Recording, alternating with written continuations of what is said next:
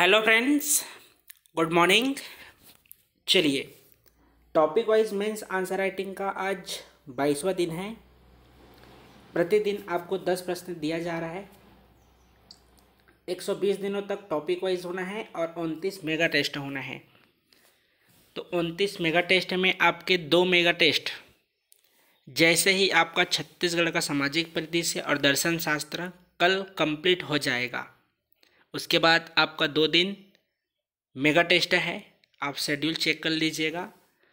और जो नए छात्र हैं, मेंस आंसर राइटिंग करना चाहते होंगे, तो 16 तारीख से नया सब्जेक्ट प्रारंभ हो रहा है। नया सब्जेक्ट में क्या है? एक तो छत्तीसगढ़ का इतिहास है, दूसरा भारत का इतिहास है। मेंस का पेपर 3। जिनको भी व्हाट्सएप ग्रुप ज्वाइन करना होगा, आप इस नंबर पर एसएमएस या कॉल करके अधिक जानकारी प्राप्त कर सकते हैं। टोटल फीस है आपका 249 रुपये।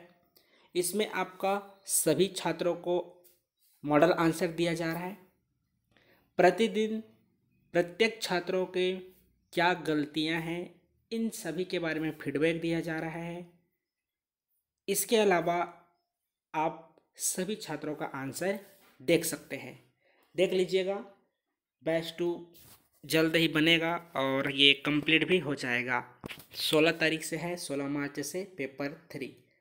ठीक है, तो आप अधिक जानकारी के लिए इस नंबर पर कॉल या एसएमएस कर सकते हैं। चलिए, आज का प्रश्न नोट डाउन कीजिएगा टॉपिक वाइज। उसके बाद कल एक और टेस्ट होगा। उसके बाद आपका 2 दिनों तक मेगा टेस्ट है। याद रखिएगा, मेगा टेस्ट कंप्लीट जो अभी तक आप आज 22 हो गया, कल 23 दिनों तक के रहेंगे। जो प्रश्न छूट गया है या संभावित है, उसको शामिल किया जाएगा।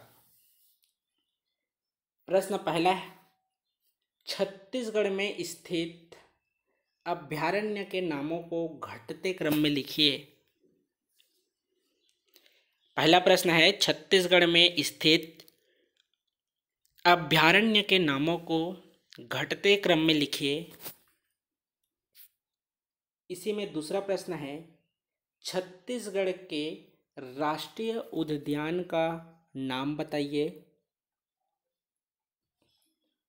दूसरा प्रश्न है, छत्तीसगढ़ के राष्ट्रीय उद्यान का नाम बताइए।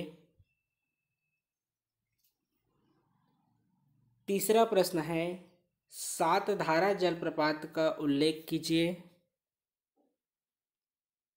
तीसरा प्रश्न है, सातधारा जलप्रपात का उल्लेख कीजिए।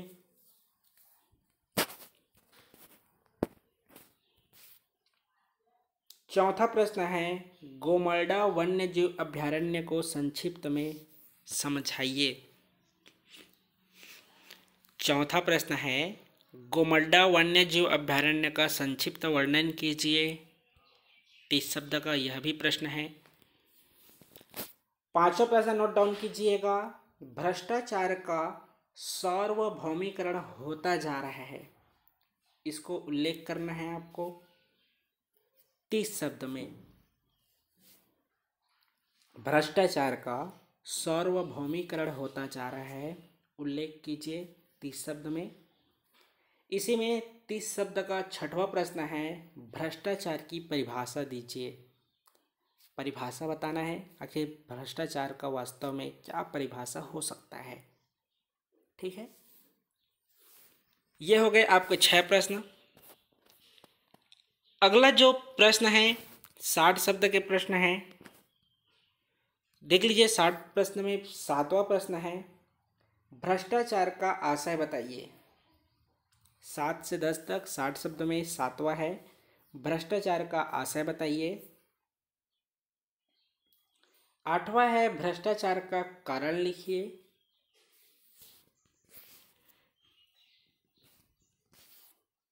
9वां प्रश्न है, गुरु घासीदास राष्ट्रीय उद्यान का वर्णन कीजिए।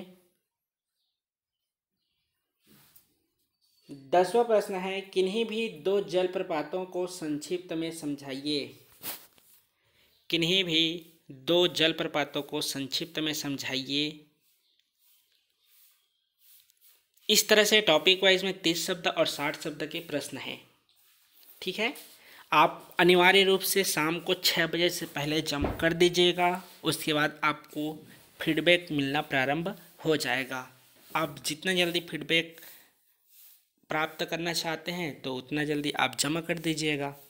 और जो अभी तक टेलीग्राम ग्रुप में नहीं जुड़ पाए हैं तो डिस्क्रिप्शन में लिंक दिया गया है, आप ज्वाइन कर लीजिएगा।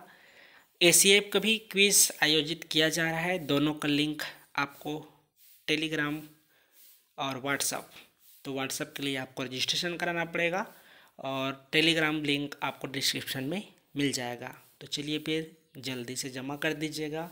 अभी के लिए धन्यवाद।